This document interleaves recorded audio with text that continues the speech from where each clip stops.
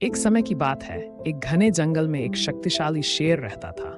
वह जंगल का राजा था और सभी जानवर उससे डरते थे। शेर अपने क्षेत्र में कोई भी जानवर देखने पर उसे अपना शिकार बना लेता था। शेर के डर से सभी जानवर उसके रास्ते से दूर रहते थे। एक दिन एक छोटी सी बकरी जंगल में अपने चरने के लिए गई। वह घास खाने में इतनी मग्न हो गई कि उसे पता ही नहीं चला कि वह शेर के इलाके में आ गई है।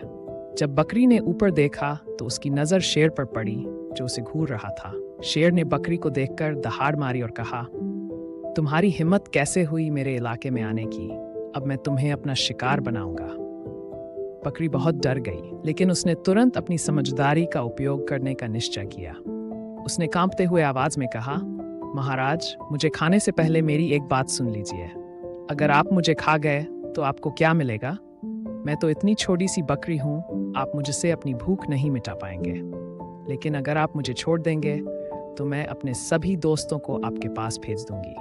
वे सभी बड़े जानवर हैं और आपको एक साथ कई शिकार मिल जाएंगे। शेर ने बकरी की बात पर विचार किया और सोचा कि बकरी की बात में कुछ सच्चाई है।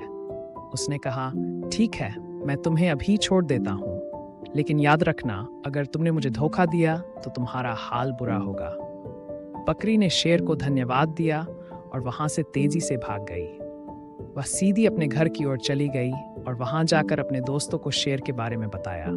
सबने मिलकर सोचा कि अगर वे सभी शेर के इलाके से दूर रहेंगे तो वे सुरक्षित रहेंगे।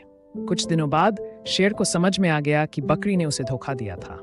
वह बहुत क्रोधित हुआ, लेकिन अब उसके पास कोई उपाय नहीं था।